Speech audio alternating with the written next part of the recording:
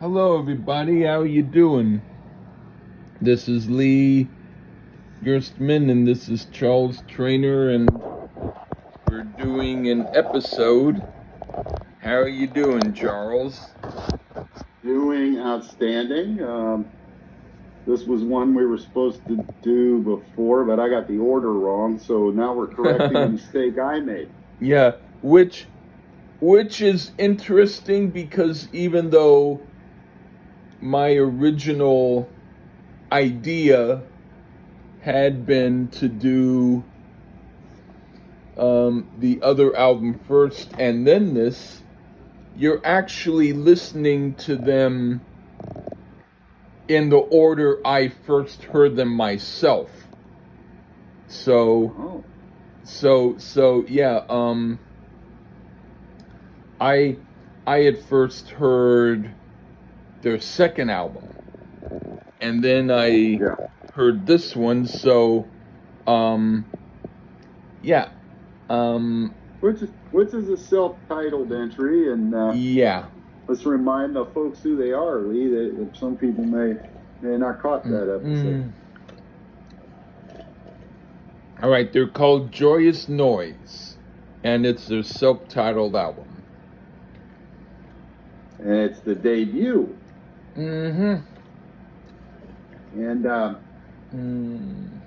they only did two, folks. So there won't be any more Joyous Noise after this.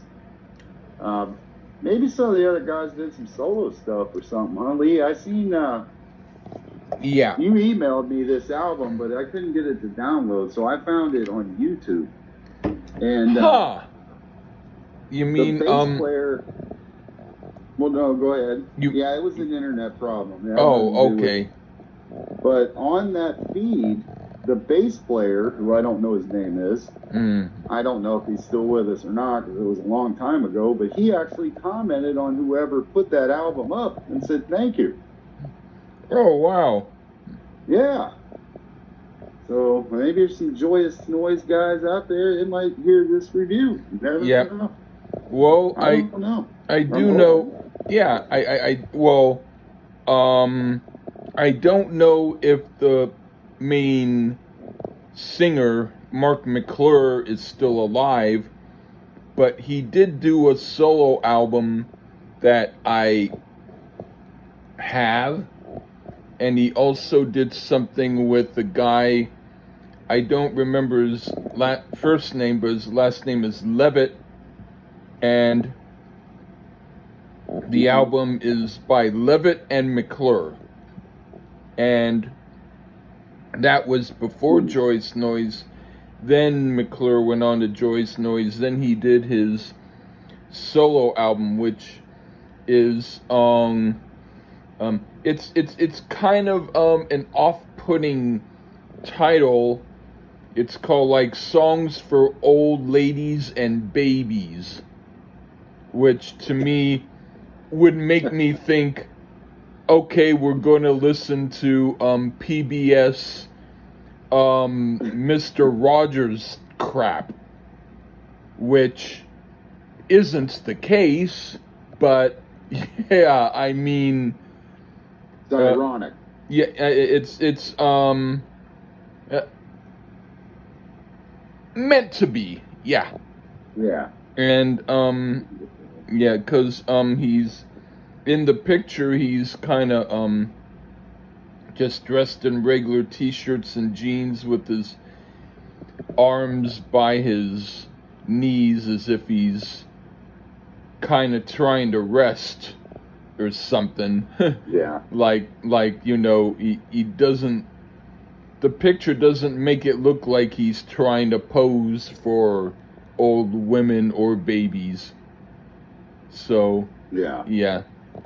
But well, and folks, we're not trying to be funny, but this is an early 1970s band, and there's not a lot of information on the internet about this band.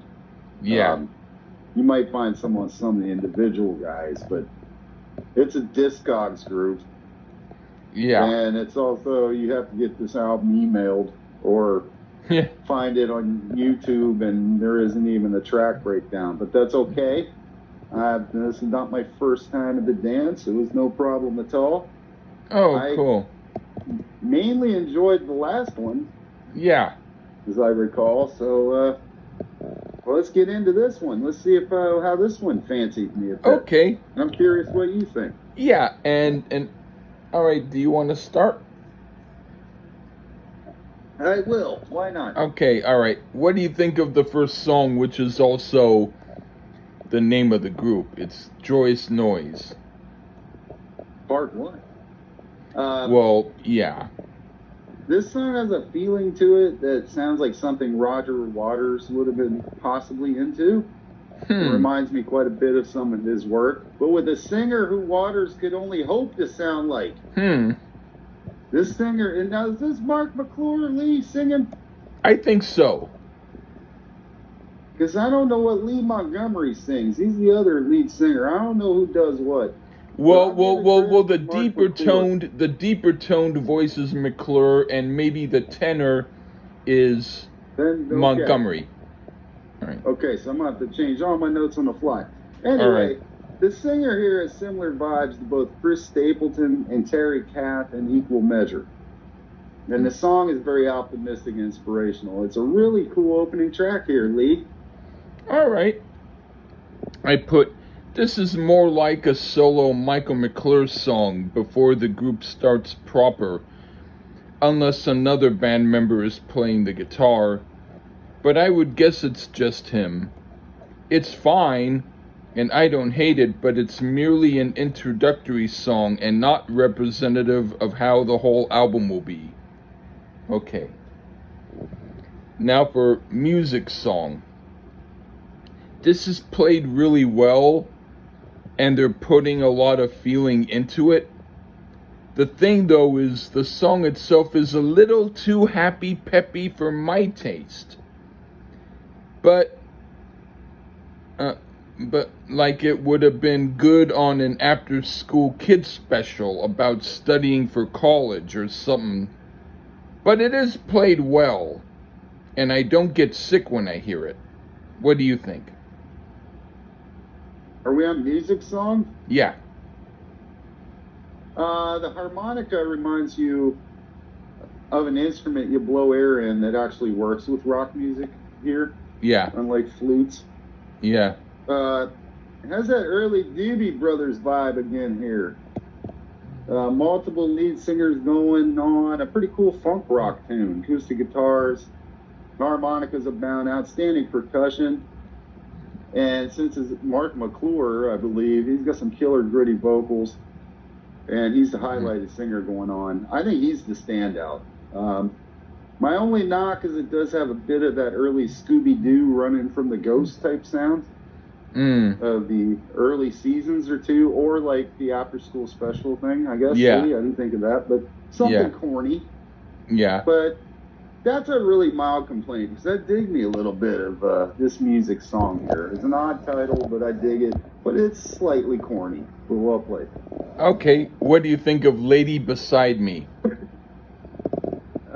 We got my boy back on lead vocals again, and he seems to be the winning formula here. His voice could slide into country if he would have liked to, for sure. Maybe he did, I don't know. Acoustic guitar work on here is outstanding. And I'm confused of why this band isn't more well known. It isn't if this is the Michael Stanley band. This is a band that has some talent. The organ's excellent here too, a mellow love type song, and they do it nicely. So far I haven't heard a bad track to this point. All right, I think there's parts to this song that I like, so I'll rank it as part of the somewhat better songs on here. It also shows signs of them not being fully an acoustic band, but more a band that chooses a lot of the time to do acoustic instruments, depending on what they think the song needs. This is when the album is getting more interesting. Okay, now for Funky Lady. When this song gets going, it really gets going, and I do appreciate it. Musically, it's less interesting to me than Lady Beside Me, except for the sheer musicianship, which is great, and the sort of groove I prefer from them. But there are other songs with this groove which they'll do, which I prefer to this song, but this song is a good introduction to what the rest of the album will be like. What do you think? The vocal harmonies on this one is great. I was expecting something a little bit different in style, more of an R&B type thing due to the title, and it's far from it. More acoustic gold here, outstanding guitar solo on it. But probably, again, the most excellent part to me is the lush vocal harmonies. And that Mark McClure, who I thought was Lee Montgomery, or maybe it is, I'm not sure, but I'll go with Mark McClure. He sounds excellent. We did get a kick up in tempo at one point, and it does get an actual bit funky on top of it. So this is a great one here. It gets better as it goes. So this is a kick-ass song, is my final verdict on it. All right. What do you think of Question of Direction? Musically, this is some of the finest acoustic playing I've heard in a long time. I get a very slight Latin influence, particularly in the chorus here. Somewhat a bit more up-tempo is this track. I almost don't want to like it, but for some reason I do. I don't know. Like, there's something about it I wouldn't like, but they make it work somehow. Now, I will say it's my least favorite to this point, but it's still a damn fine track. So it's like the worst French fry out of a great batch of fries. Okay. It's still good, but not as good as the rest. And but musically, I like it a lot. And it's got a fucking killer guitar solo. So, no, you know what? It's as good as the other French fries. Yeah. Well, this is one of my favorite songs on the album. I like the song and the way they play it. This, for me, is when the album gets cooking. Okay. Now for Never Been to Spain. This version is an interesting contrast to the Three Dog Night version, and Hoyt Axton is a songwriter I really like. But this song risks bringing the flow of the album back a little bit, but only a little bit because it gets back on track soon enough. What do you think? I could see why these guys would want to cover something that Three Dog Night would do. It seems like another group in the same wheelhouse. Damn, the vocals are outstanding. Mark McClure, if it's you, buddy, outstanding. The piano mellow song, and this is a great take on the song. Have you ever heard Elvis's cover, Lee? No. Yeah, Elvis covered this too. I had no idea he did it. This is almost a crime against humanity that this group isn't better known, Lee. Yeah. There are some major fans of them, about all 10 of them, who would agree with you. Well, add 11. All right. Now, what do you think of Lost Man? Well, we finally hit one that didn't quite hit the mark for me. Pretty much to do with the vocals and lyrics. It's just not my thing. But again, now musically it's pretty damn good. All right, this song is pretty good. It's another one of the songs I like best from the album. The way they play and everything is really good, and I dig it. This one, I think I'm back. This one is the first one I'd say is filler. Perhaps they should have just stayed in the excellent acoustic type tracks. But it's well played, but less memorable to me. It's a little bit proggy for this record. Maybe that's what it is. All right, so I guess, yeah, okay. I don't have the same feeling, but I guess I understand. Okay, now for what do you think of if people could just get together? Now we're back on track. Some great bass work on this. Really upbeat. Has a bit of that let's get the church gospel feel to it. Get the people up stomping and clapping. The vocals are outstanding again here. Great harmonies. This is just a fun ass song. They got it together here. You guys should too, man. Great fun track here. All right, this is a pretty good song.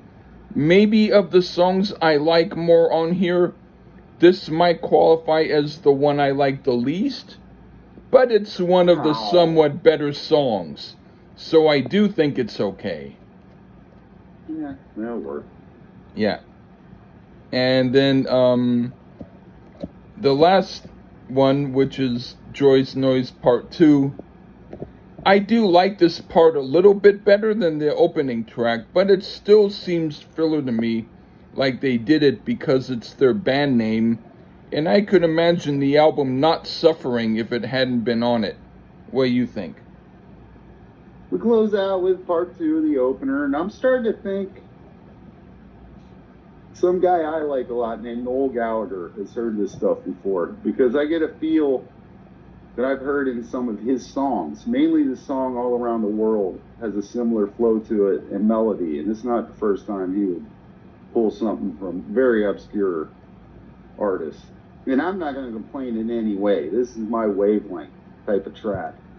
It's just as good as the first one, and this is one great sleeper of an album. It's too bad there's not more Joyous Noise to be loved. All right. Well, I guess then I hadn't thought about it, but maybe I have to drag up Hap Palmer's album Songs to Grow On for us to do next. Yeah, and you know what artist was also down there that we've never touched upon? Who? When I was looking at the YouTube of this album? Moby Grape. Oh, I know what album I'd like to do, but I know which one you would like to do. Well, I would defer to your wisdom, sir. All right. Which one's the best one to do? Would you want... But I immediately thought Lee, Moby Grape. I don't know. Would you want the one that you would probably like more, or the one I would like more? The one you would like more, because I want to see what we're working with. All right. Okay. But that's down the road, folks. Yeah, but it would be called...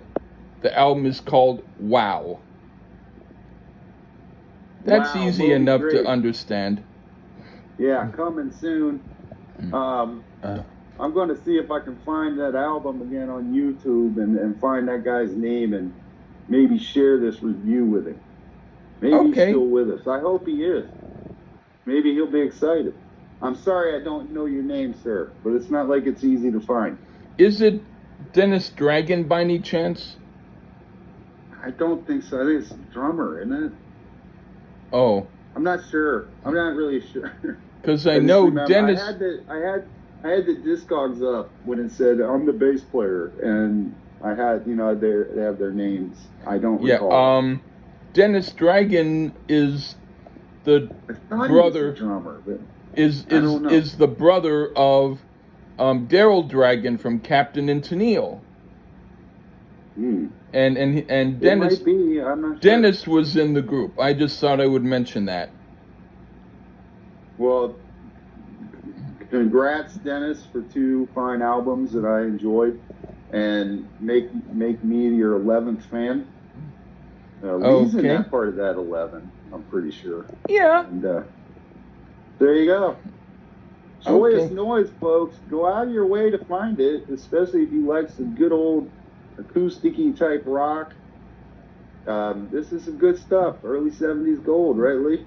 For the most part, I do kind of like their second album a little more, but yeah, this is considered to be a good album. Even the Scooby-Doo or After School Special song was all right. Yeah, okay. But that was the early 70s. That's where everybody had a track like that. Yeah. Or so. Chicago had some lame tracks then too, but they sounded okay. I agree with half. They couldn't all be Zeppelin. I mean, and not even Zeppelin was always Zeppelin. But okay. Wow. Anyway. Yeah. All right. Well, but it was a fun album. I'm glad you shared it with me, Lee. Thank you. And then later on we can do another band which might be even harder for you to find on YouTube, but I have it downloaded. And they are not like this band, but they look like it. They look like if you still had hair and it was long and uncombed, you would look like all of the members in the group. Oh, yeah, pretty much me in elementary school. Yeah, it's a group from like either Arkansas or Nebraska or wherever it was, and their album shows them looking like they're ready to go to work picking up sticks and branches from the falling trees. But their music is but their music is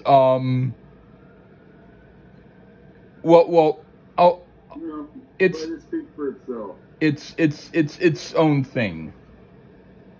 They look like Cotton Eye Joe, sound like 9 Inch Nails. They not that extreme. No, it's more like they kind of sound like they're from England. Oh. Well, you got Mumford and Sons. They're from England. They look like Amish guys, but that shit. Yeah. Huh. It ain't Mumford and Sons, is it? No. Okay, thank you. Yeah, I have no interest in that. Mumford and Sons sounds like a puppet show where the head guy doing the puppets is also a puppet. Yeah. Okay. Will be. All right, well, take care, everybody. Bye-bye.